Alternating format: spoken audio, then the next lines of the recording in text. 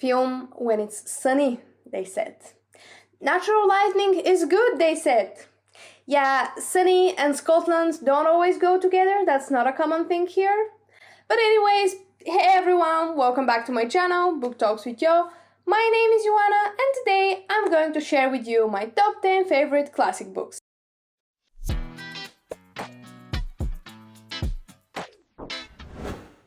As I've probably mentioned a couple of times already, I'm a literature major and as one, I do love my classics.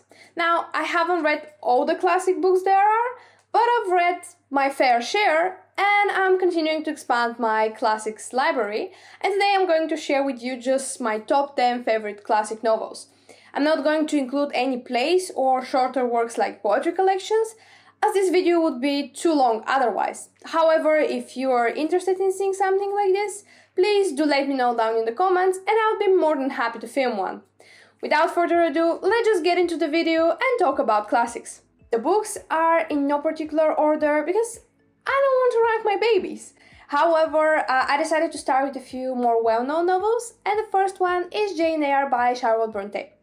This is actually the first English classic I ever read when I was 14, I believe, and I picked it up after my mom said that this is one of her favorite novels. I loved it from the first time I read it, but my appreciation of the story and the novel itself only grew bigger with the 2 times I reread the book.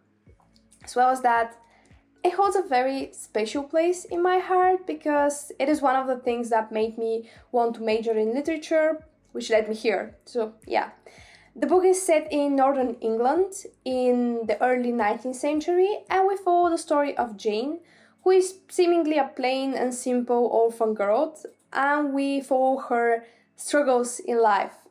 And believe me, she faces a lot of struggles in her life, from the abusive aunt, Mrs. Reed, in her childhood, through the miseries at the Haywood institution, which is a hell place, and then with her initial misfortunes in love.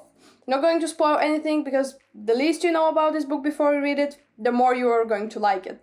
I'm just going to say that it's a Victorian novel and it combines gothic mystery, a romantic marriage plot, and a coming-of-age story in such a brilliant way that I don't think I have the power to explain how much I love this book. So just read it and thank me later. Next one is Emma by Jane Austen. This is one I've read fairly recently.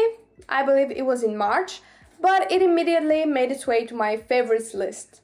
It is set in this fictional village, Highbury, in North Surrey in England, in the early part of the 19th century, and we follow the story of Emma Woodhouse, who is a witty young woman, but her misplaced confidence in her matchmaking abilities, which is like a hobby of hers, leads to several romantic misfortunes, I would say. Unlike Jane Eyre, Emma is rich, privileged, and undeniably beautiful. And while she's altruistic and has only good intentions, she tends to be rather self-absorbed at the beginning of the book. Now, I know that this is a problem for some readers and leads to them not liking the book, but this wasn't really a problem for me. This didn't make Emma an unpleasant character because I really liked seeing her character development throughout the story. As well as that, we see this little English town and its inhabitants who are they all have their quirks and their peculiarities, and Jane Austen just writes them in her brilliant writing style, which makes them all authentic and real, and we laugh at them or with them. As well as that, Jane Austen really comments on some of the vices of aristocracy in her novel, but does it in a very fun, engaging, and lively way.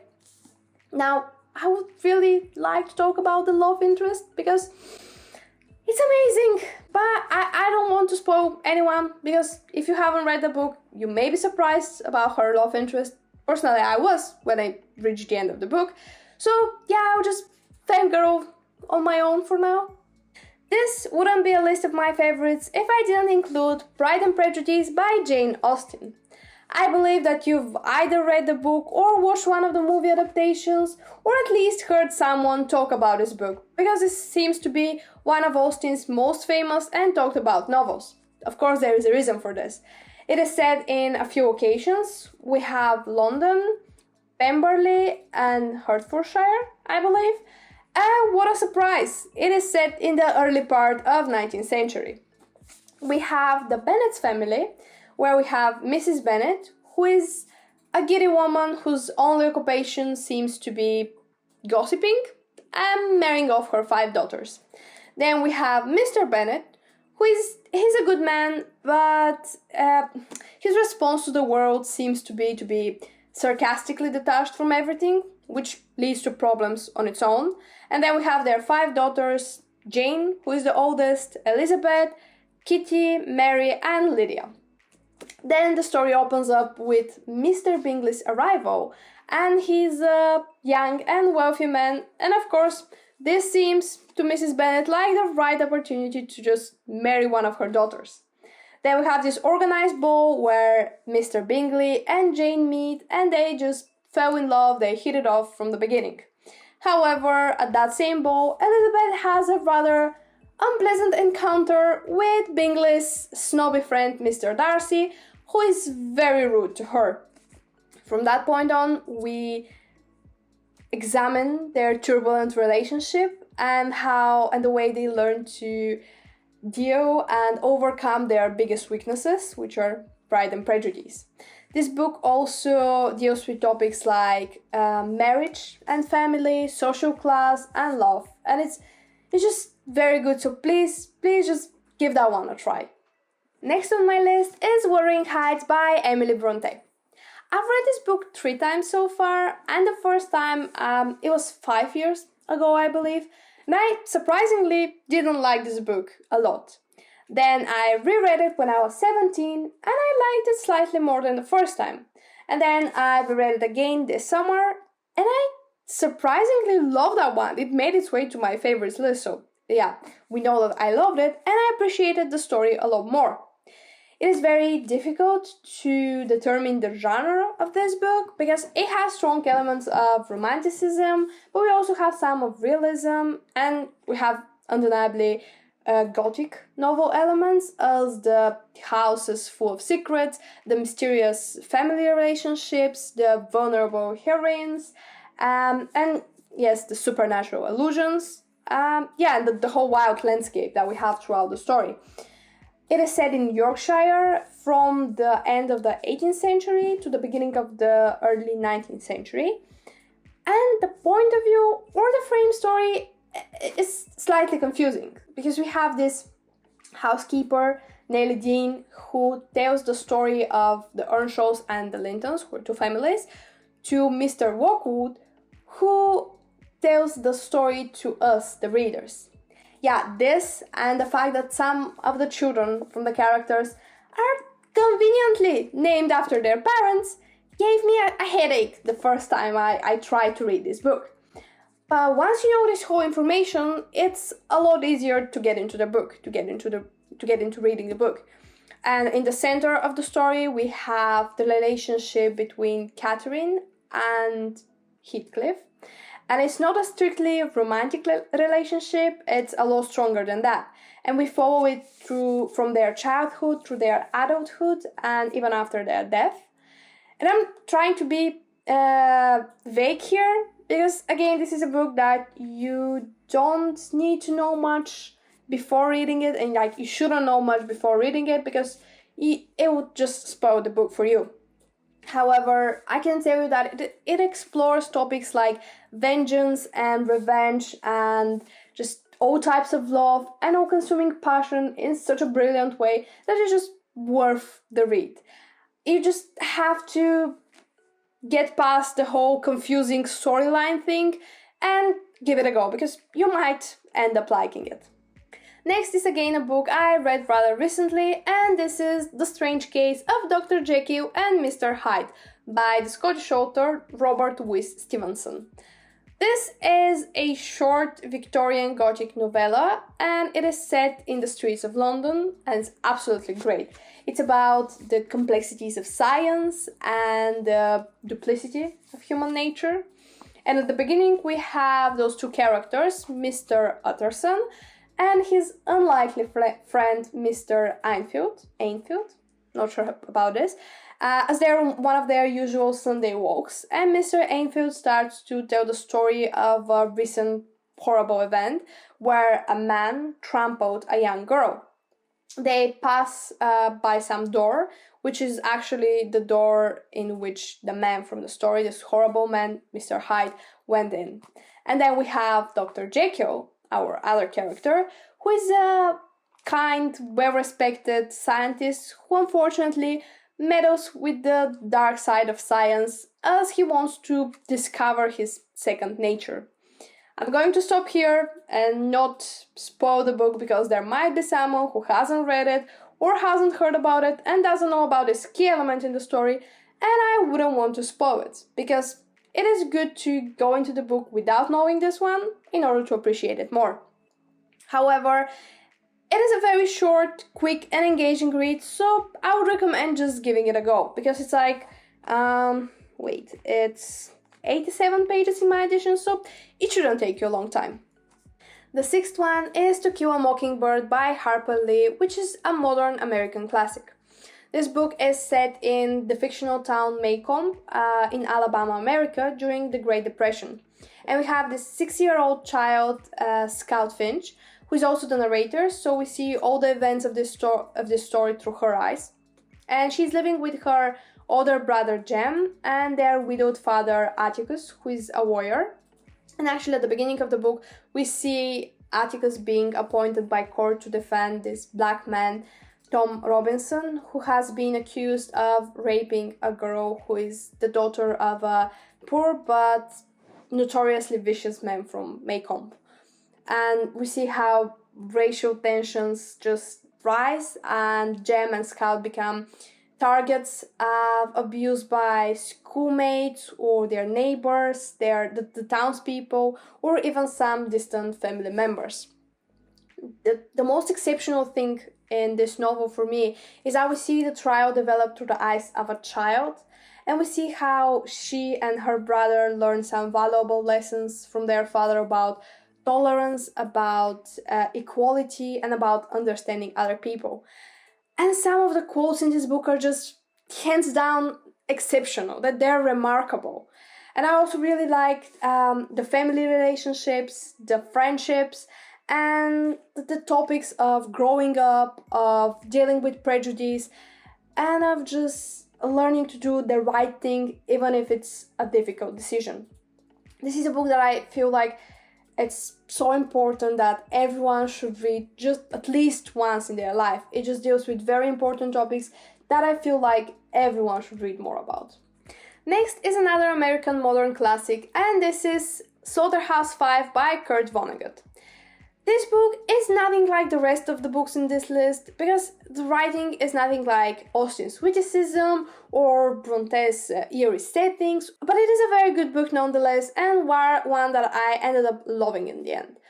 So it might be one of the weirdest books I've ever read, and although I wrote a whole essay on it last year, I'm not really sure I know how to explain to you what this book is all about, but it looks at one of the biggest massacres in human history, and this is the Dresden bombing, through the eyes of our main character, Billy Pilgrim, who has come unstuck in time.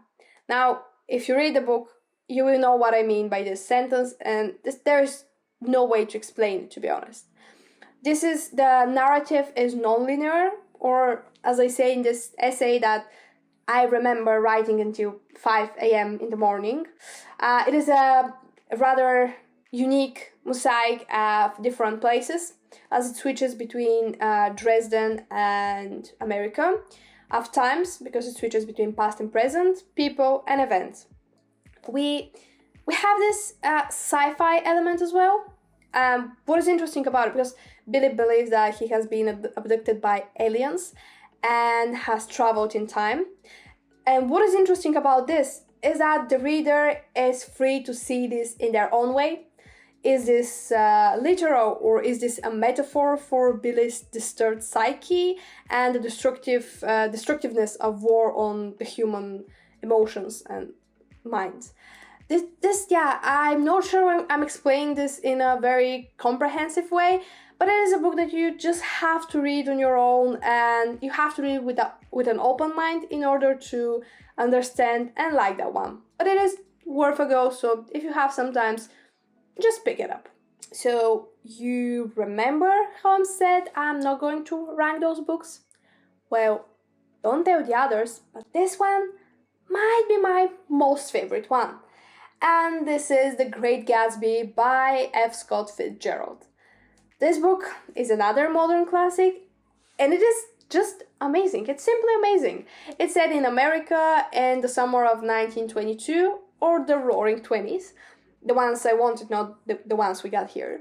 And it follows the tragic story of J. Gatsby, who is a self-made millionaire, who is in love with the love of his life, Daisy Buchanan, and all he wants is to see her again.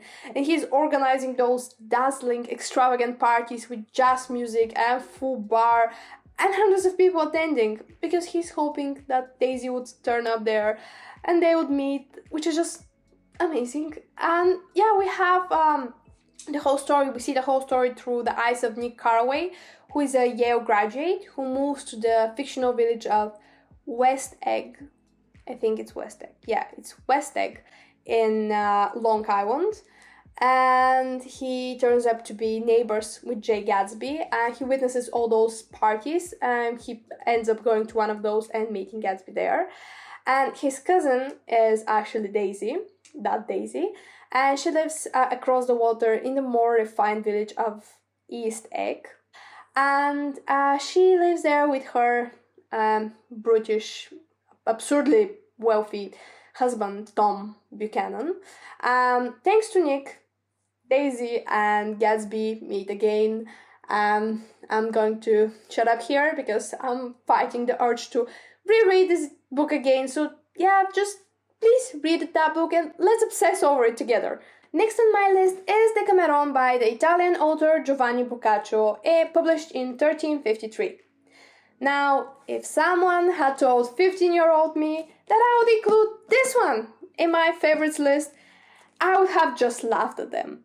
Like, my first encounter with this one was when I was in 9th grade, because I had to read it for my literature classes. And I have no idea why, but I remember that I ended up hating that book. But to be honest, I can't recall properly reading it, so I'm not sure how I ended up hating it, but yeah, this was all I remember, that I didn't like that book. And until a few months, I would have just said that I disliked it, although I don't remember why. This is all I remember, that I disliked it. But then in March, when the whole lockdown thing was just beginning, I decided to pick it up and give it a read again, because, you know, the situation here kinda resembles ours. So yeah, I ended up really liking it, and now I'm going to tell you why. We have those 10 people in Florence who decide to get away from the city for a while and go to their villas outside of the city, because they're just sick and tired of listening about death and sorrow caused by the plague, which is all there is news about in the city. And when they go to those villas, they decide that each of them is going to tell one story a day, or 10 stories a day, just to pass time. And now, long story short, I decided to read a day in a day. I decided that every day I would read one full day of Decameron, which sounds kind of confusing, but it is not. And by the third day, I ended up feeling like I was part of their company and I was listening to their stories, which really helped me take my mind off things. This is an experience I highly recommend, so if you decide to pick it up, try it this way. As well as that, this book is very special to me because it actually inspired my current writing project. So yeah, thank you, Boccaccio, and sorry for hating you earlier. And last but not least in my list is Fantomina, or Love in a Maze by Eliza Haywood. This book is published in 1725 and it's a short novella that tells the story of our protagonist, who basically disguises herself as 4 different women in order to understand how this man, whose name I cannot pronounce even if my life depended on that, may interact with each different persona. Because she's surprised how men could have those high class and manners, but should act in the same time act in this deprived manner and get bored with their women so easily. So she basically dresses up as a prostitute, as a girl named Celia in a maiden's uniform, as a widow bloomer, as she calls herself, and as this woman incognita who writes a letter to that man. However, something she didn't account for happens, and that changes everything. This book is not so popular or talked about like the previous ones, but it is a short one and it is worth the read. So that pretty much wraps up my top 10 favorite classics list. I really hope you enjoyed watching, and if you did, please don't forget to hit the subscribe button so you don't miss out on my new videos.